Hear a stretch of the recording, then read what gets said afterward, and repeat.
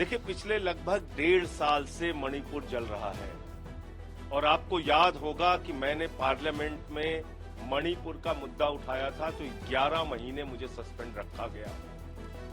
11 महीने तक मैं निलंबित रहा और आज एक बार फिर से मणिपुर के अलग अलग हिस्सों में हिंसा हो रही है, लोगों की जान जा रही है, लाखों लोग सड़कों पर उतरे हुए हैं। तो अगर एक सहयोगी दल के रूप में नायडू जी और नीतीश जी इस सरकार के समर्थन में हैं, तो उनको सवाल उठाना चाहिए। बीजेपी से तो किसी को कोई उम्मीद नहीं है, वो तो हिंसा में विश्वास रखती है, दंगे फसाद में विश्वास रखती है, नफरत की राजनीति में विश्वास रखती है। वो तो चाहती है मणिपुर जलता रहे। बीजेपी तो चाहती है कि देश का हर हिस्सा नफरत की आग में झोंक दिया जाए, देश को बांट दिया जाए।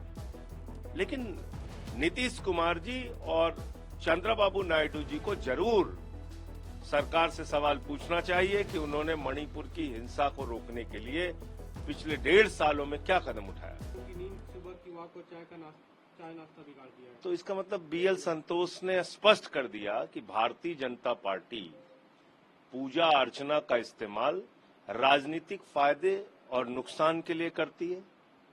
बीजेपी ने स्पष्ट कर दिया कि कल की पूजा का मकसद लोगों के दिमाग में हलचल पैदा करना था। कहां सपना देखा बीएल संतोष जी ने इस बात का? कहां इस बात का सपना देखा? पूजा अर्चना पे किसने सवाल उठाया? पूजा करने को किसने गलत कहा? आस्था पर किसने सवाल उठाया? इसका मतलब भारतीय जनता पार्टी का मकसद पूजा करना नहीं है। भारतीय जनता पार्टी का मतलब पूजा के बदले राजनीति का लाभ और नुकसान देखने का है। बीएल संतोष के बयान से स्पष्ट नजर आ रहा है। उस पर मैं और क्या बोलूं? संजय राउत का बयान आया मणिपुर को लेकर, कह रहे हैं कि नायडू और नीतीश जी जिम्मेदार हैं जो ये हो रहा है, क्योंकि उन्होंने ऐसे लोगों का साथ दिया तो देश को जला रहे हैं। देखिए, पिछले लगभग 1.5 साल से मणिपुर जल रहा है और आपको याद होगा कि मैंने पार्लियामेंट में मणिपुर का मुद्दा उठाया था तो 11 महीने मुझे सस्पेंड रखा गया।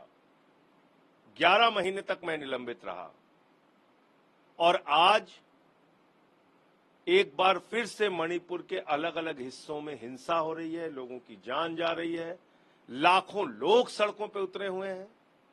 तो अगर एक सहयोगी दल के रूप में नायडू जी और नीतीश जी इस सरकार के समर्थन में हैं, तो उनको सवाल उठाना चाहिए। बीजेपी से तो किसी को कोई उम्मीद नहीं है, वो तो हिंसा में विश्वास रखती है, दंगे फसाद में विश्वास रखती है, नफरत की राजनीति में विश्वास रखती है। वो तो चाहती है मणिपुर जलता रहे। बीजेपी तो चाहती है कि देश का हर हिस्सा नफरत की आग में झोंक दिया जाए, देश को बांट दिया जाए। लेकिन नीतीश कुमार जी और चंद्रबाबू नायडू जी को जरूर सरकार से सवाल पूछना चाहिए कि उन्होंने मणिपुर की हिंसा को रोकने के लिए पिछले 1.5 सालों में क्या कदम उठाया। सर, एक और सवाल है जो हरियाणा में आपकी लिस्ट अब तक आई है, उसमें बागी कैंडिडेट बहुत सारे हैं। क्या बागियों के सहारे आम आदमी पार्टी है हरियाणा में? हर पार्टी ने दिया है अलग अलग पार्टी से आए हुए उम्मीदवारों को, तो इसको लेकर मुझे लगता नहीं कि कोई प्रश्न बनता है। लेकिन सहयोगी दल के आप इंडिया अलायंस के हैं, लेकिन हरियाणा में आपने कोई नरमी नहीं बरती है। भूपेंद्र सिंह हुड्डा हो या विनेश फोगाट हो, सबके खिलाफ आपने कैंडिडेट, तो क्या अब कांग्रेस को भी बड़ा चैलेंज आप लोग मान के उनको हराने की पूरी कोशिश में? देखिए, पिछले 10 साल से कुशासन चल रहा है भारतीय जनता पार्टी का। पूरे देश में आम आदमी पार्टी लड़ रही है बीजेपी के खिलाफ, केंद्र में हो राज्य में हो। तो हम बीजेपी को हराने के मकसद से हरियाणा के चुनाव मैदान में उतरे हैं। भाजपा का कुशासन जिसने किसानों पर अत्याचार किया, नौजवानों को बेरोजगारी में धकेला, अग्निवीर जैसी आत्मघाती योजना लेकर आए, भारत की सेना को कमजोर किया। भारत की सेना ठेके पे नहीं रखी जा सकती। तो हम उन सवालों को लेके जनता के बीच में जा रहे हैं। ऐसे लोग जो चंद पूंजीपतियों के गुलाम बन गए हैं, उनके भरोसे ये देश नहीं चल सकता। ये हरियाणा के बीच में मुद्दा है, उसको लेके जाएंगे।